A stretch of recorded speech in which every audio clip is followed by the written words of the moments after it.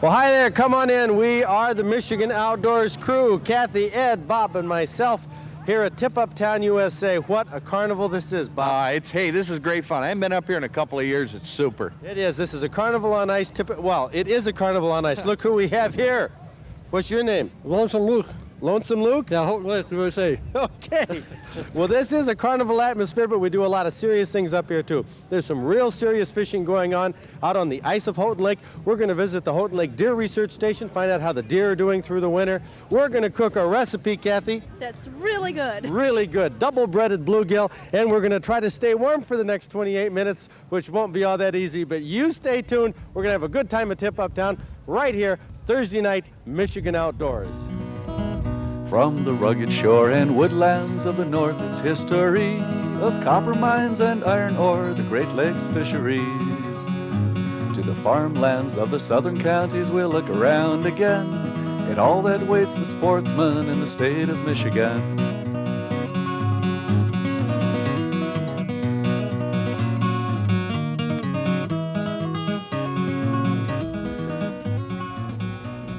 I don't think she's really sure she wants to do this. There she goes, upside down and backwards, down the ice slide here at Tip Up Town, Houghton Lake. Garner, we want to put you down that slide in a minute. Oh, well, I'll tell you what, I don't know whether it's wide enough for the both of us to go down. I don't know. There's a lot of fun up here at Tip Up Town. This morning, started out, I was the Grand Marshal in the parade. Now, that's an experience. And I waved to you. Did you see me wave? Yes, I did. No. I did too, and thanks for sending out the jawbreaker to me, too. Okay. I appreciate that. Well, that was kind of fun. A parade. What's the temperature up here? What was it? Well, this morning it was like below zero, wasn't it? 15 below. I heard one report from a sheriff's deputy. He said 38 below on his home thermometer. Home thermometer? Temperature? 38 below. It has been cold up here, but the festivities have continued. Some of the things that, well, you fellas, while I was in the parade, you did a few things. You checked out the carnival activities here. Oh, yeah. You know, I think one of the neatest things about Tip Up Town is watching the kids. You know, they have a lot of events for kids here, and they're climbing on things and going down slides. And, you know, the kids are having a ball here. And not cold. Yeah, nobody's noticing the They cold. aren't cold. And you know, one thing that you rarely recognize anybody up here. You know what I mean? Yeah, I know. I almost didn't recognize you. Yeah, you won't see anybody you know until they're inside a tent or something like that. But there's a lot of things going on that make it a carnival atmosphere. But you know, one reason we came up here and one thing we like to do is to get out in the woods to find out how the deer are doing. This winter has been a rugged one. And yeah, and from all points, you know, unless we get a big unexpected thaw, it's going to be real rugged. Well, we went to the Deer Research Station. I went over there with the cameras to talk with Chris Eder. And you know, the Deer Research Station, Houghton Lake, is not open to the public. The deer are in pens there. They're doing research studies of all types. And people wonder, why can't we go in and see them? Well, we learned a lesson yesterday because when we were in taking some pictures of the deer, this one buck that only had one antler left, hadn't dropped off, jumped the fence. Jumped a 10-foot fence into another pen with other deer. We had to separate it out. Okay, watch out, watch out. Here he comes, here he comes. There he goes. Now let's hope he doesn't go over the... Okay,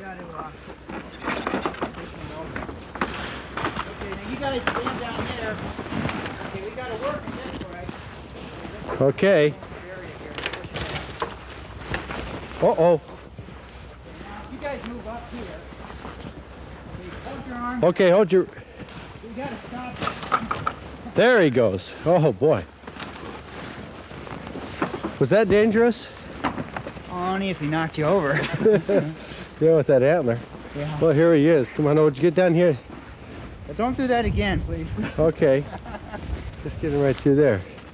Well, he leaped that fence in a single bound without any trouble. Now he's back in the pen that he should be.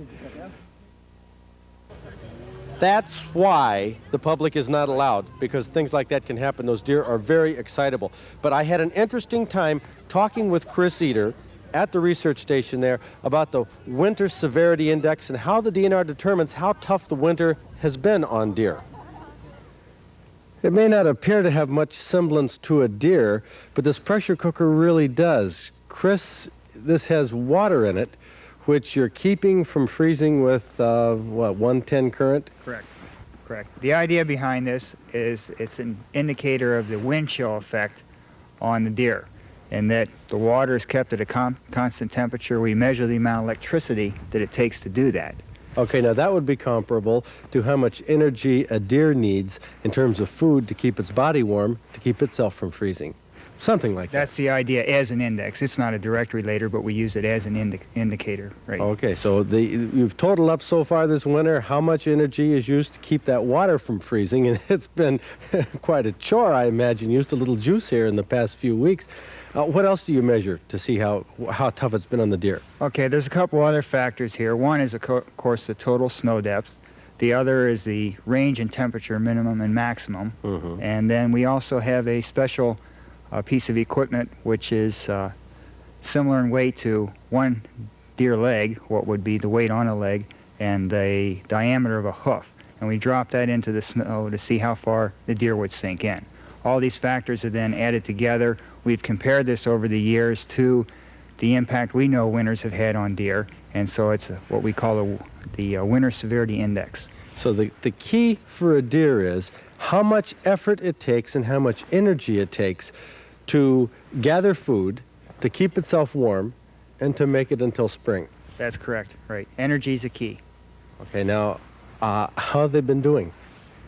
Well, as I think most people are aware, it's been a tough winter. Actually, snowfall depths have not been the problem, but the temperature and the wind chill factor has been rather severe. Okay, have we hit a point to where there's an alarm out for the deer herd? No, not yet. We are concerned, though, because the way a deer get through winter, of course, they're adapted to handle winters. But a winter would be of a normal duration and normal temperature fluctuations, normal snow depths. This year we've experienced some severes in the temperature, which means that the deer are using up the energy they build up during the fall. The concern would be how long will winter last, so that they will run out of energy and then be in a stressful condition as we get near spring breakup. Now, the energy we're talking about, is that basically the fat on the deer's body that it draws on to keep itself warm? That's correct. The fat that, for example, the hunters in the fall see when they gut out their deer around the kidneys and the mesentery, that's the fat that the deer draws on and breaks that back down into energy to help keep body functions going during the wintertime. If you examined a deer that died of starvation, you'd find it lacked all that fat. And in fact, they go into their bone marrow. That's to correct. Get the fat. Once they start using the bone marrow, then it is a serious condition, yeah. Has there been any starvation yet that you've observed in the district in Houghton Lake here? No, not yet. In fact, most of the deer still do look fairly good. We've been fortunate, if you want to call it, we had a break in the weather here recently, more normal temperatures where the deer were able to move out from the yards. Gee, I wish you would have called us. We could have come up and gone ice fishing. Right, it would have been nicer than now. This allowed the deer to move from the yards to get to food sources and replenish some of that energy. But now again, we've got a cold snap. We don't know how long it's going to last. It is only the middle of January, and it's a long winter yet, potentially. Which deer will be the first ones to go? Normally the fawns or any sick or injured animals. Okay, in summary, you would say that this winter on deer has been what? Well, worse than average, but it's too early to say that it's a major concern. We're just monitoring it and seeing what happens. So the whole thing depends on the weather. Well, we'll rely on you for some updates All right, fine. throughout the next month or so to find out when we hit, if we hit the alarm level, which is your numbers total together when you hit 100 in the severity index. Yes. Then we're having trouble. Right. It's a general indicator that once you reach 100, that conditions are such that the winter could have a major negative effect on the deer herd. Okay, now there's one thing that is being done by the Houghton Lake Association. They got a grant, one of our Stroh Michigan Outdoors grants that was given out this past summer. We gave out grants to 51 clubs, grants in terms of $500 or so. And the Houghton Lake Association was one organization to get a grant, and they've done something a little unusual with their money that no other club in the state is doing in this fashion. So let's go over and talk with Ron Reed. In fact, you can come along with me, Chris. Okay, fine. At the Houghton Lake Association and see what they're doing that's helping the deer. Well, right here at the Cut River Swamp, this is between Houghton and Higgins Lake. You can see the tracks in the snow where the deer have been walking around. Ron Reed from the Lake Association, this is the type of cover that your members have been cutting. That's right, Fred. How often? Once a week. Okay, right now, who's working out here today? We have two guys, Rick Lewis and Steve Torak are out here cutting. And each week, do you rotate the crews? We have 4 different crews, yes. How long do they work out here? For how long? Oh, 2.5 hours probably. And they'll put down a 40-yard by 40-yard area of timber. Okay, well, timber that looks like this. Yep. Well, Chris, Basically all like this. let's get Chris over here. Chris, come on up here. Let's talk about the deer have obviously been milling all around in here. Why do you want to cut this down? Okay, well, looking around, you could see that all the vegetation that was available prior to snowfall is now covered. There's nothing on the ground that deer right. can get to. The food that would be down, for example, this fur has very poor nutritional value. So we're lacking in winter food for deer. So what we're trying to do is provide food for deer adjacent to the areas where they yard. Okay, well, this looks like people would look at this and they say, well, there's green stuff that they could reach, but you're saying this is not the right green stuff. Right, the green that we're looking at here has very poor nutritional quality. Okay, well, let's walk over here to where some of your recent cuttings have been. We can cut right through here, and even though it looks like this stuff might be good for the deer, I wonder, have they been eating it at all? Not this year. Not this year? Okay, well, over here we can see an area that has been cut. Now, this is good for the deer? That's correct. We're looking at an area that's been cut that the Lake Association's been working on. All the tops of the trees are what provide the food. The buds, the browse, twigs are what deer survive on naturally in the wintertime. Okay, well, you cut everything in sight. Everything Right. except the oak. The DNR specifically asked us not to cut the oak in here because there's not a lot of oak here. Mm-hmm. And so we've left all the oak standing. Let's talk for a second about the project that you're doing. The DNR normally has commercial cutters come in and cut, or else you pay through the Deer Range Improvement Program to hire people to come in and cut. That's correct. But this is a little different with the STRO grant that the Lake Association got. You did what with the $500? We went out and bought a couple of chainsaws. They're Homolites. Wilds Hardware treated us very, very well. So they cooperated. They cooperated beautifully. We got 2 saws that are worth over $700 For the $500. for the $500. Okay, so then you cooperated with the DNR to decide on the places to cut? That's correct, right. We have these areas picked out because you know where the deer are going to yard every year, and it was a function that the Lake Association came to us, said they wanted to help, so we put them into this site. Are any other clubs doing this type of thing with the DNR? Yes, the Lake Association actually came up with the idea last year, and they worked with the Houghton Lake Sportsman's Club. This year, both of them had enough members that were interested. They decided to have 2 separate cuts. What about other clubs in the state, in different areas, that might want to pitch in and do some cuttings? What should they do? They should contact the local DNR if they live up north. We've had people come up from down south before, 2 years ago when we had a bad winter, and we put them into spots that they cut periodically. It's much better, this setup, though, because the people are in here once a week. They're providing food for deer continuously through the winter. Well, how does this help the DNR and the sportsmen and the deer? Well, okay, we're providing food for the deer. It's cold out here, isn't it? Yeah, it is. It's kind of hard to talk. Right. Yeah. In the area where they yard. Okay, And it so saves the DNR money? it saves us money because otherwise we'd have to pay a contractor to come in and drop these trees. Right. That is if we want the deer herd to continue That's right. growing and maintain its spot. Well, we can see back in here the deer beds where they bed down. Believe it or not, laying right out in these depressions in the snow. This is where they live all winter long, and it's mighty cold up here, just like I happen to know it is out at Tip-Up Town right now. Fred, it's really cold out here on the lake Tip-Up Town, but what's really amazing to me is that just in a week's time, those deer can eat up all those buds. They'll fall in just a matter of a couple hours. But let's go take a look at some fish right now. Well, it's really not what you call a master angler size pike, but geez, it's not completely frozen yet. This one must have been caught just a few minutes ago. I bet you these guys in the shanty know a little something about this. Hey guys? Yeah, well, come on out. Come on out here. Come on, there's got to be a story behind this pike. Staying warm in there? Yes, very warm. Oh, come on. Who we got here? Gary Woodard, Celine. Margaret Sokolowski, Manchester. Is it cold? It's cold. Okay. Tell us, there's got to be a story behind this pike. It's not a master angler, but pick it up, hold it up there for the camera to see. It's not very big. When'd you get it? Just a few minutes ago. Just a few minutes ago, right here on a tip-up? Right. Yeah, what kind of chubs or what? It's grays. Gray chubs. Gray yeah. chubs?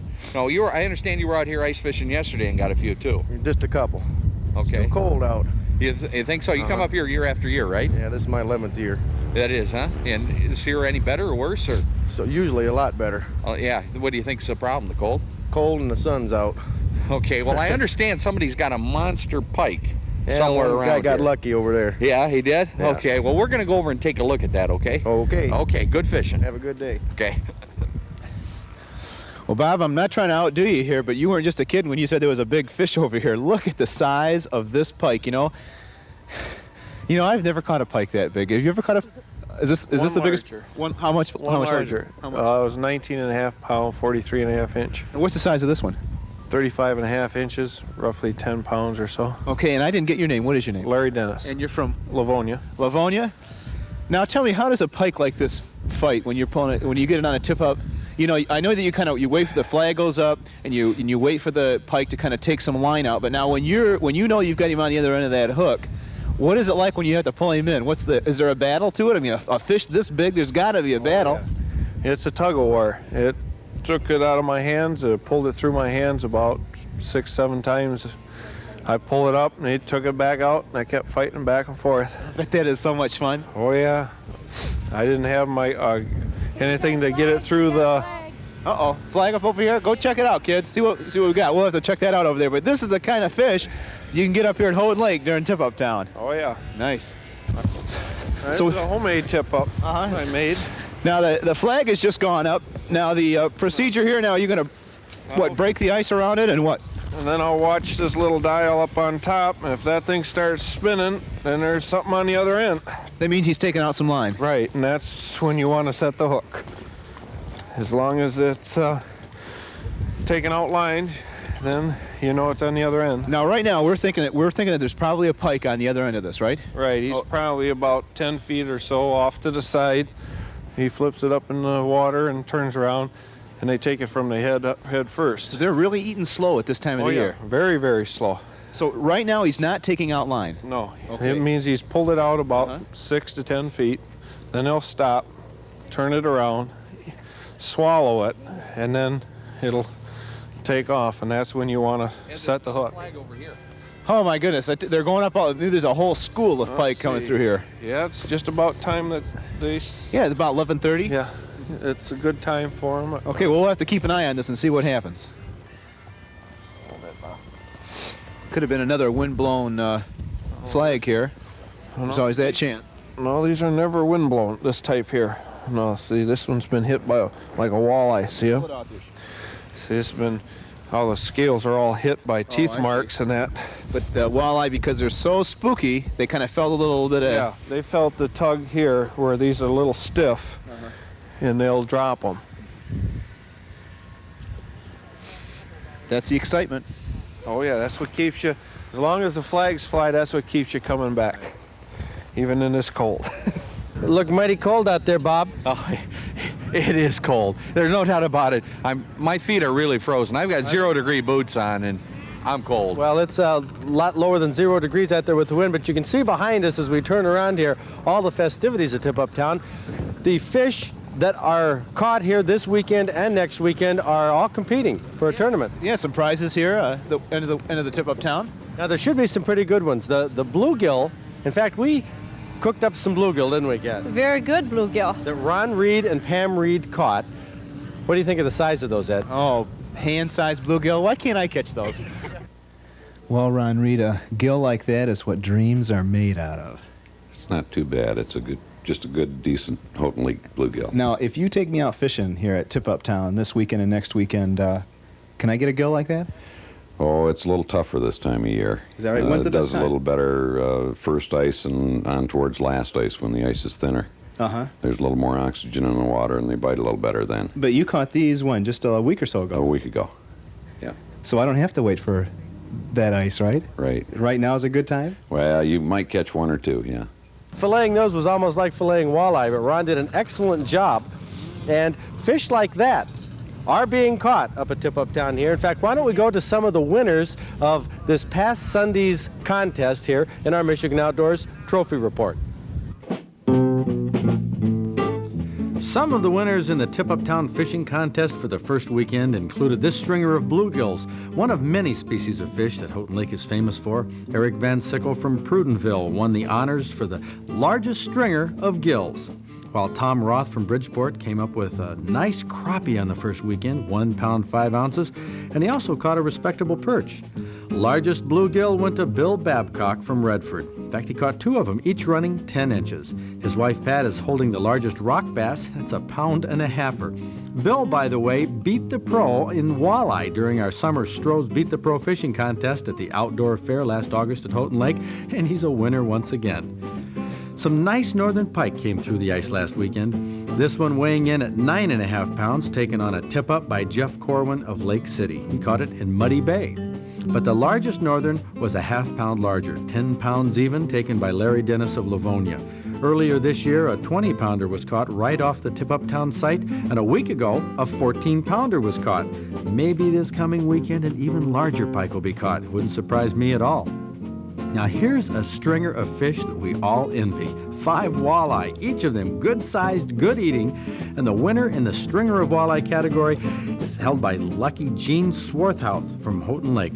And look at this big one, 7 pounds even, almost master angler sized, the largest walleye of the weekend taken by Mervyn Smith of Lansing. Well, this goes to show you what Houghton Lake can produce on a weekend that saw below zero temperatures, tens of thousands of people and cars and snowmobiles on the ice, but still lots of fish. Many different species, and here is Sherry Badoon from Howell holding a stringer of panfish. She took the largest crappie of the weekend, 1 pound 8 ounces, and an 11-inch perch. Well, this week, everyone who fished at Houghton Lake, whether they caught a big one or not, well, we're going to make them all our Michigan Outdoors Trophy Anglers of the Week.